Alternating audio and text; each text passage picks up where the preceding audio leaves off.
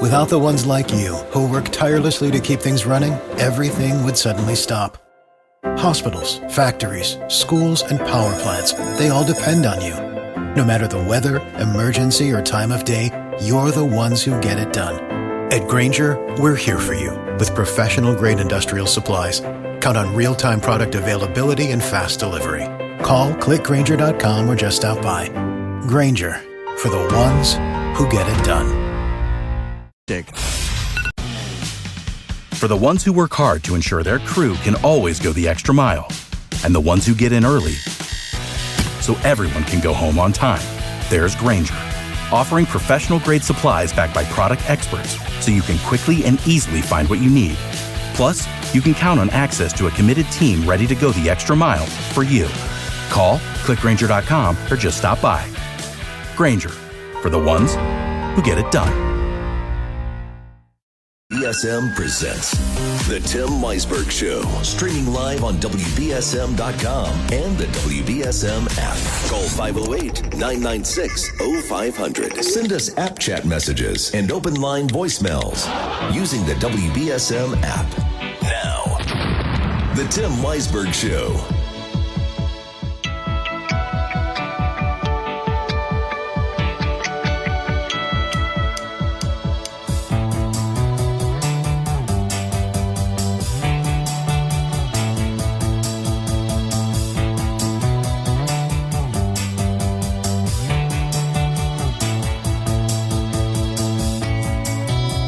Welcome back in. Second hour here on Tuesday morning, and looks a little drier out there now.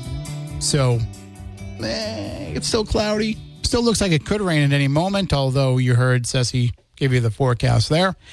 I think that, as I was saying earlier, it's nice to be kind of out of that weird in-between where it's cold in the morning and warm in the afternoon, and you don't know whether you should leave the house in long sleeves or... Yesterday, I actually... wished I had worn shorts. And then today I was like, you know what, I'm going to wear shorts. And then I was, no, I think I'll not wear shorts because some people don't like to wear shorts in a professional setting, but I don't mind. I think you can do it and not look unprofessional. But then again, I also get really warm. So I like to have all the airflow that I can. Plus, I just bought a bunch of shorts, and I'm looking forward to wearing them now that I'm down another size. So 508-996-0500. If you missed the discussion in the first hour, Ariel Dorsey has the story at WBSM.com and on the app that New Bedford's Buttonwood Park Senior Center programming is returning. They are bringing the senior programming back to Buttonwood Park. They are bringing the adult daycare services back to Hazelwood and Brooklawn. Basically, what they're doing is they're saying this move that we made about a year ago, we're reversing course on that and going back to the way that it was. And we took a lot of phone calls from people who were upset that those changes were happening last year. And now things are back. Hang on one second.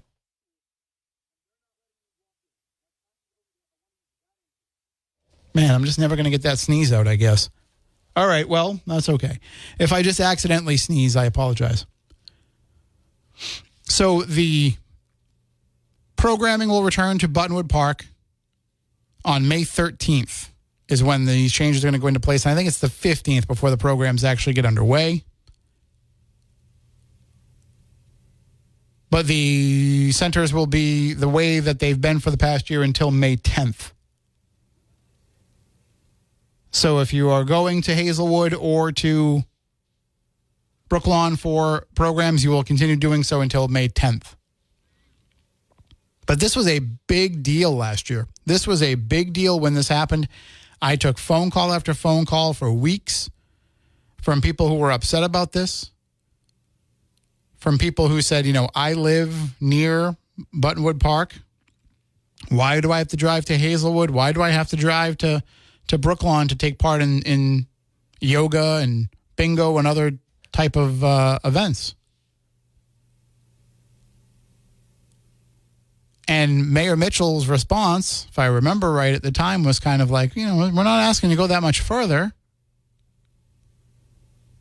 But that it was more important to have a central location for these adult daycare services. But apparently things have changed and your voices were heard and staffing levels have increased and all of that. So now they can change things up. Now, some might get upset and say, well, I just got used to the new way. Now they're going to change it again. But, you can't please everyone. You certainly can't please everyone when it comes to that Dartmouth Carnival story, because I was checking out during the news some of the comments that have come in overnight, and it's still pretty much right down the middle. There's those who think this is great news. There's those who think this was the right thing to do. And to be honest with you, I question how many of the people that are commenting that are actually going to go to the carnival. And how many of them just want to be like, good, punk kids. Like, I've never seen more negativity about this area than I have seen in some of the comments there. Somebody who was complaining about the New Bedford riffraff coming into Dartmouth. And then somebody was like, well, Dartmouth's not that much better. And then the other guy's like, oh, it's actually all of Bristol County. It's just terrible here. Okay, first of all, that's a really broad brush to paint with.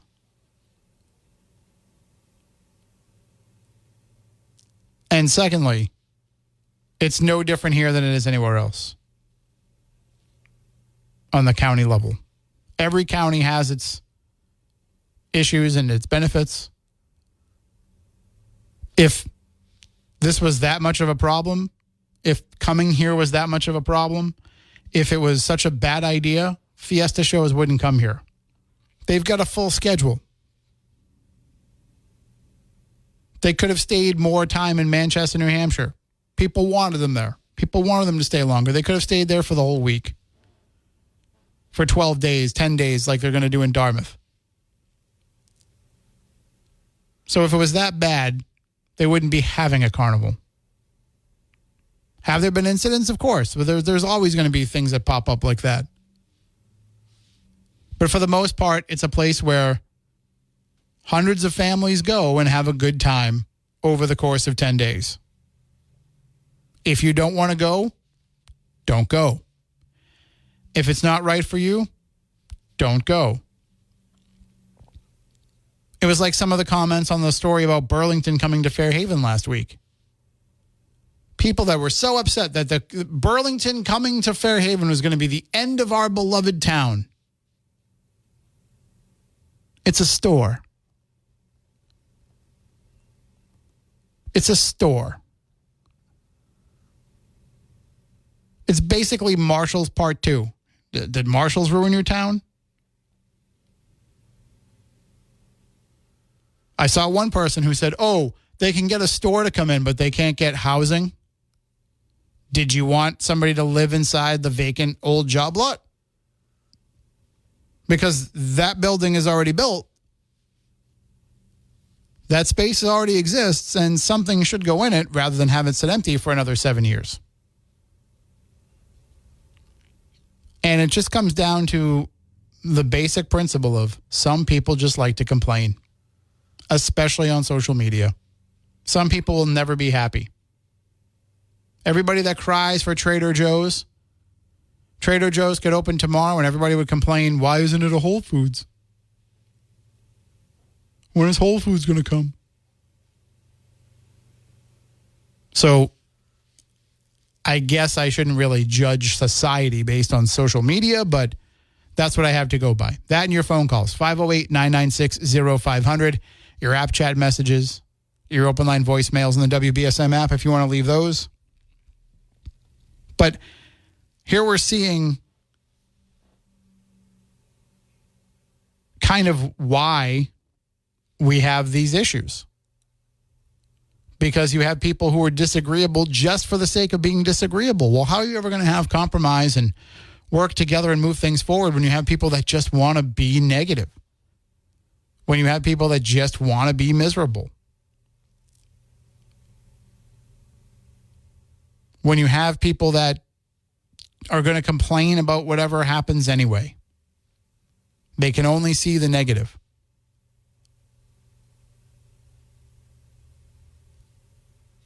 I don't know. And I can be a very negative person. I can be a person who is pessimistic. I can be a person who extrapolates things out to see the bad possibilities.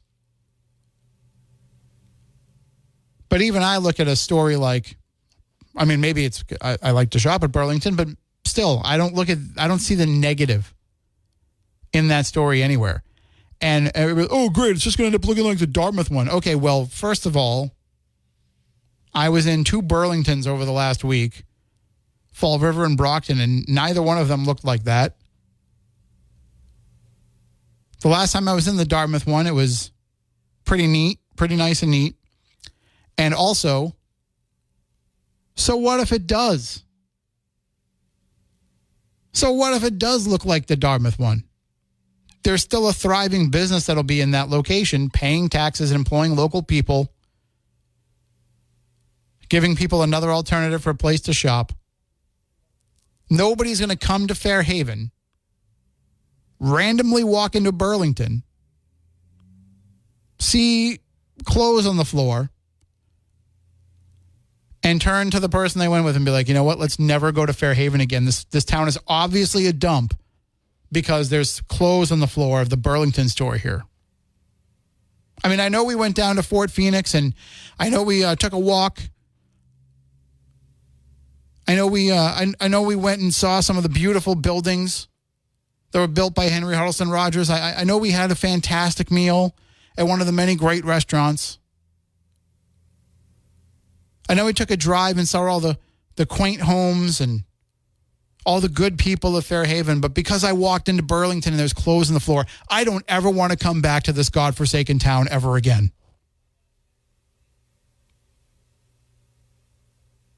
Does that seem realistic to you? Does that seem plausible to you? Or will somebody walk in and be like, oh, this store's kind of messy? Nah, I'll either come back or I won't. Nobody's going to say, this town is a literal hellhole because there's clothes on the floor of Burlington. There's stuff on the shelf in the wrong spot. The alarms on all the shoes are going off. Okay, I try to give Burlington a lot of leeway and benefit of the doubt, but that's the one that drives me nuts. I got to admit. I can't walk into one and not hear 100 shoe alarms go off. There's got to be a way to fix that problem.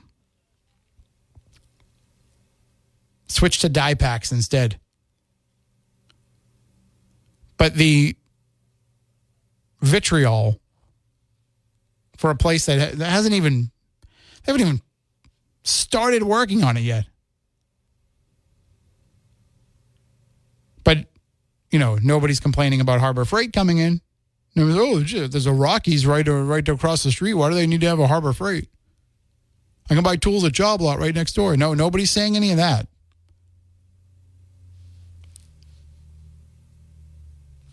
(508-996-0500). You can also send app chat messages on the WBSM app. But right now, I'm going to take my first break of this hour. We'll be back in a few moments.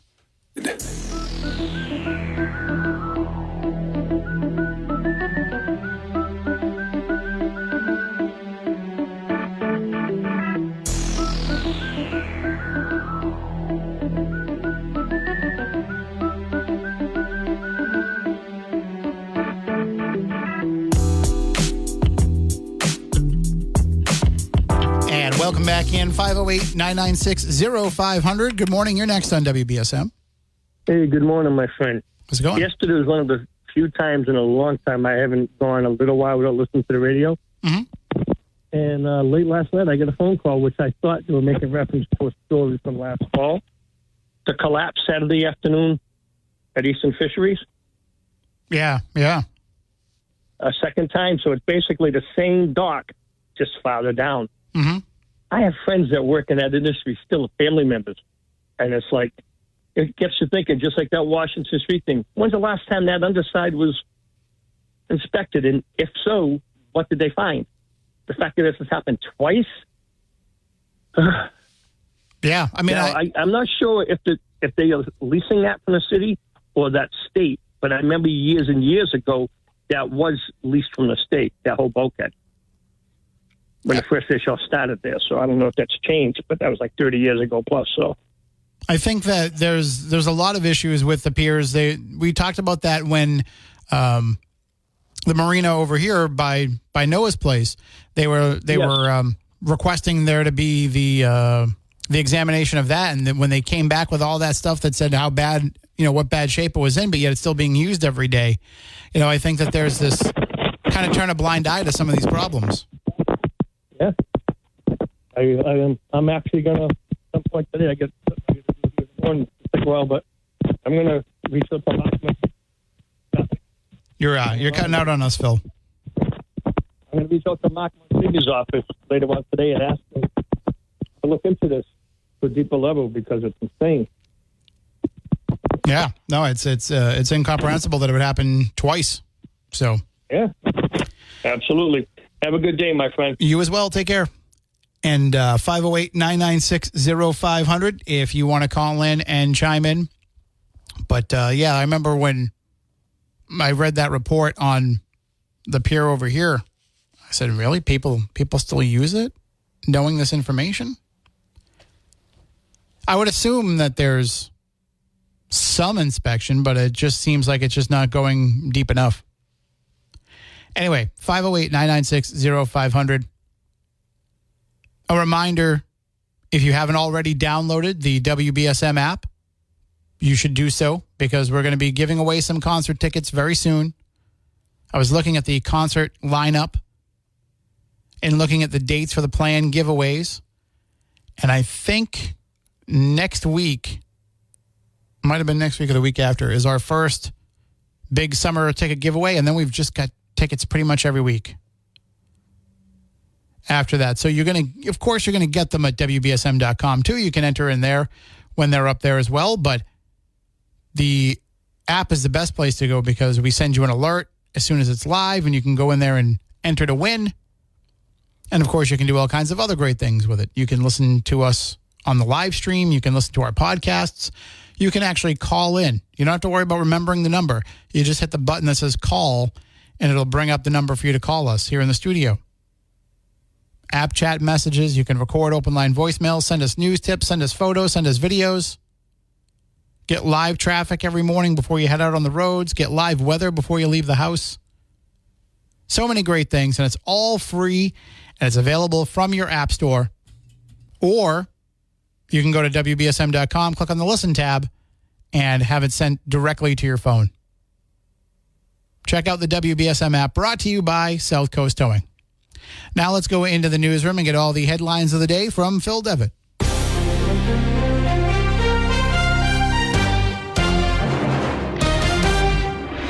4 officers are dead after a North Carolina shootout. Trump's hush money trial resumes in New York. And a new study on long COVID and mental health. From the WBSM Newsroom, this is WBSM News. 4 law enforcement officers are dead and at least 4 others are injured after a shootout in Charlotte, North Carolina. Governor Roy Cooper offered his condolences last night to the families of the victims. It reminds us of the fact that these officers every day when they go out, whether they walk up to a car, whether they serve a warrant, violence can happen to them. Charlotte-Mecklenburg Police Chief Johnny Jennings says the officers were part of a fugitive task force serving a warrant at a home on Monday when a suspect opened fire. That suspect was killed, but another person inside the home soon started firing. After the gunfire ended, 2 others inside the home were taken into custody for questioning.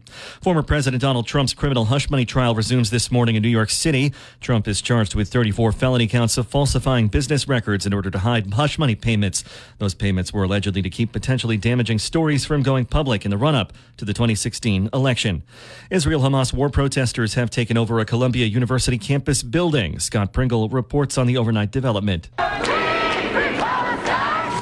Pro-Palestinian students stormed Hamilton Hall overnight with reports that they turned over desks, smashed windows, and caused other damage. Student Jonas saw it happen. So they moved outdoor heavy metal tables, blockaded the doors, formed human chains in front, and started protesting. At this point, it appears Columbia officials have not involved the NYPD. The school is urging people, though, to try and avoid coming to the Morningside Heights campus today because of the protests. Protesters are demanding Columbia divest in Israel. Columbia has refused to meet that demand. Scott Pringle, NBC News Radio, New York. Secretary of State Antony Blinken is urging Hamas to accept Israel's latest proposal for a ceasefire deal that includes the release of hostages. While in Saudi Arabia Monday, Blinken called the deal extraordinarily generous on the part of Israel and called on the militant group to quickly accept it. A 16-year-old who allegedly fired a gun in a shootout at the Kansas City Chiefs Super Bowl victory rally will soon find out if he'll be tried as an adult. The teen is charged with felony unlawful use of a weapon in the February incident that saw one woman killed and more than 20 injured. He's expected in court for a hearing today. And today's the deadline for some student borrowers to get debt canceled by consolidating their federal loans. Tammy Trujillo with the details. The Department of Education is making this one-time payment adjustment. It's part of the Biden administration's effort to forgive nearly $5 billion in student loans. You can check to see if you're eligible at studentaid.gov. I'm Tammy Trujillo. A new study shows people who have long COVID are more likely to have mental health issues.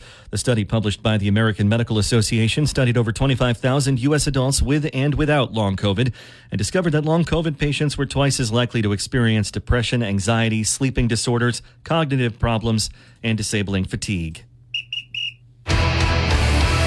WBSM Sports. Boston Celtics beat the Miami Heat in Game 4, 102-88. Boston leading the series now 3-1 heading into Game 5 with Miami on Wednesday. Tonight, it's Game 5 for the Boston Bruins and Toronto Maple Leafs. Boston leading that series 3-1. The game tonight at TD Garden at 7. And the Red Sox host the San Francisco Giants tonight at 7:10. Now, your ABC6 South Coast forecast. A backdoor cold front responsible for a spot shower or two this morning with gray skies, overcast around 50, mostly cloudy. This afternoon in the mid-50s with a light southeasterly breeze, 5 to 10 miles per hour. Overnight showers will develop in the mid-40s, and then for tomorrow we'll continue with these gray skies, mid-50s with a chance for showers. Be sure to watch ABC6 for my full 7-day forecast. From the ABC6 Weather Center, I'm meteorologist Ceci Del Carmen on New Bedford's News Talk Station, 1420 WBSM. I'm Phil Devitt for WBSM News. Stay up to date with New Bedford's News Talk Station, WBSM, and get all of our content and breaking news alerts with the WBSM app.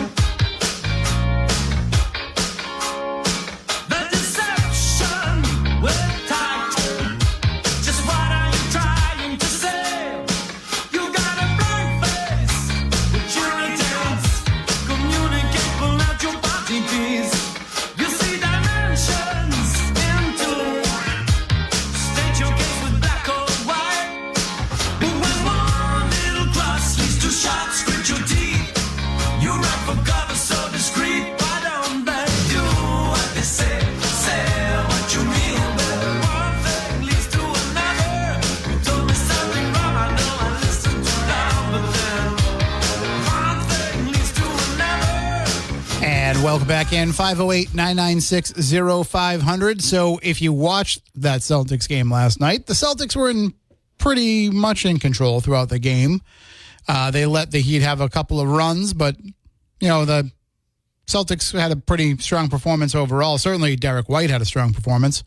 I think he had 38 points. But the question coming out of that game are the injuries. Kristaps Porzingis goes down with right calf tightness. He did not return to the game. Now, he's had issues with that in the past. Maybe it's something that he can play through on Wednesday. Maybe it's something that, you know, goes away. But if you've ever had that happen. I mean, and obviously Porzingis is a world-class athlete, and I'm a mostly overweight chump, but I can tell you every time that I've gotten, say, a Charlie horse in one of my calves, I can feel that for days. It's a little gingerly. It's a little soft for a couple of days. So hopefully he gets that all stretched out and can play on Wednesday. And then Jason Tatum's ankle on just a dirty play by Bam Adebayo. That was unnecessary after the whistle. And I don't think it was necessarily malicious, because as Scal pointed out in the game, Bam and Tatum are friends.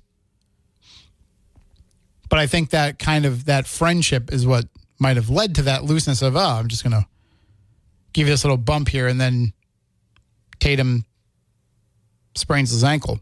But I don't think that'll be too big of an issue either. So the Celtics coming back to Boston, looking to close out that series and move on. And then, do you think this is a team that's built for making a run all the way to the finals? I think they need to clamp. I mean, obviously Miami's a team that will find the way to go on those runs no matter what. We've seen that happen in the past playoff series against them, but if they're going to be prone to defensive lapses and turnovers, which they've been doing a pretty good job of not turning the ball over in this series, then those are the kind of things that good teams take advantage of in a playoff situation. So let's hope that they can shore things up a little bit and that these injuries aren't going to be an issue. Because when everybody's on the court, they're firing on all cylinders. They look like a championship team. So the next game is Wednesday in Boston, looking to close things out. And then start all over again. I would like for the Celtics to just, once in this incarnation, get a playoff sweep. Sweep around so they can get a little extra rest. I remember covering the first season that I covered the Celtics. The first season I covered the Celtics for the Standard Times was when they returned to the playoffs with Paul Pierce and Antoine Walker, where they had that big comeback game against the Nets in the Eastern Conference Finals. But that's when I really realized, watching playoff basketball on TV, it always seems like, it sounds loud in there. It sounds really exuberant. But then being there in person and hearing it in person, you realize it really is. And having been there for that season, you see what a difference it is between regular basketball and playoff basketball. It's a huge level of intensity. But even that, I can imagine, can be draining. So you'd like to see a team take care of business kind of quickly. The 2007 team, when they first brought together the new Big Three, where they had to go 7 games in every series. Edge of your seat every night. Oh, but that was so much fun. So much fun during that playoff run. People forget that was when LeBron and Pierce had that mano-a-mano battle. Then against the Lakers, Pierce leaving the court, coming back, the wheelchair, all that. Oh, man. Well, hopefully this playoff run creates some memories like that as well. 508-996-0500. I'm going to take a break. We'll be back in a few moments.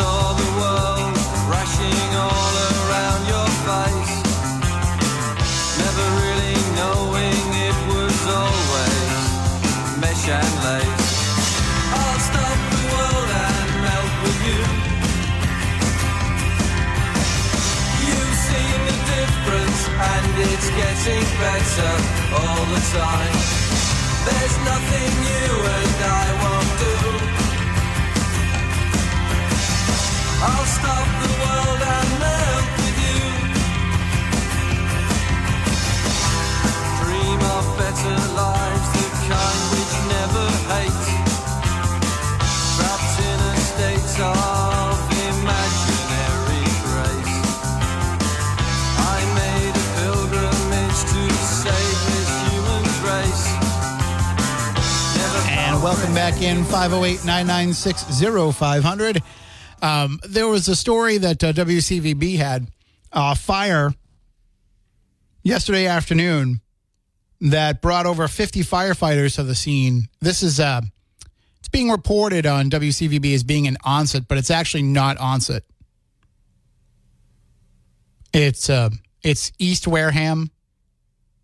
It's Buzzards Bay by mailing address. There's this weird situation where part of East Wareham, their mail comes through the Buzzards Bay post office rather than the East Wareham post office. So their mailing address is Buzzards Bay, even though they're in East Wareham. I know this because when I first moved to Wareham in 1991, I lived clearly over the line, but my mailing address was Buzzards Bay. I used to throw people off all the time. But the home is in the Indian Mountain Beach neighborhood. And apparently this home caught on fire, the roof caught on fire, and 50 firefighters were on the scene trying to put this out. 3-alarm fire. It was knocked down in approximately an hour, though. And the cause of the fire has not yet been made public. But this is a densely populated neighborhood. I lived in the Indian Mountain neighborhood for a little while when I was in high school. And my friend lived on Fearing Street, which is where this happened. And it was, back then you looked at some of these houses and you said, oh, that place looks like a fire trap. Because they're all former summer cottages that have been converted. In fact, the house that I lived in was a summer cottage that hadn't been converted. We put in the heat when we moved in. We put in electric baseboards. Didn't even have indoor shower. We put that in. The people that would summer there would just shower outside. So that's the way that this neighborhood is. And so some of these places are not exactly up to code. But this home, from the looks of everything, looks like it should have been pretty safe. But again, no cause given yet. 508-996-0500. That is the number to call in and get involved in the discussion. There's also a really disturbing story that came out of Lynn. There's a place called KIPP Academy, KIPP, KIPP Academy, where yesterday a student stabbed a staff member several times.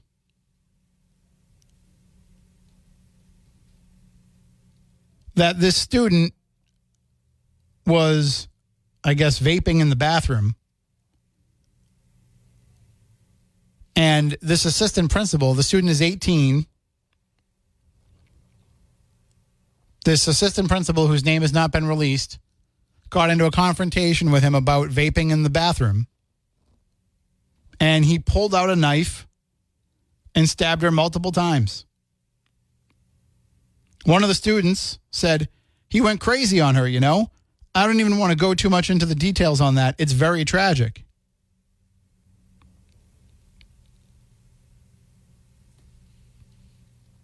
So that was his reaction to getting in trouble for vaping in the bathroom, was to pull out a knife and stab this assistant principal multiple times.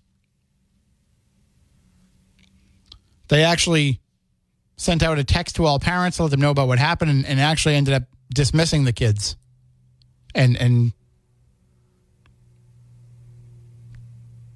calling parents and saying, you can come pick up your kids. We're going to send them home. And the student, the 18-year-old student, Larnell Jean Eustock, has been charged with assault with intent to murder, mayhem, assault with a dangerous weapon, and other related offenses, and will be scheduled. He's scheduled to be arraigned today in Lynn District Court. But just out of all vaping in the bathroom, that's what you're going to stab somebody and pretty much put an end to a long part of your life over that. And you wonder why they want to put rules on things like entering a carnival. 508-996-0500. We'll be right back.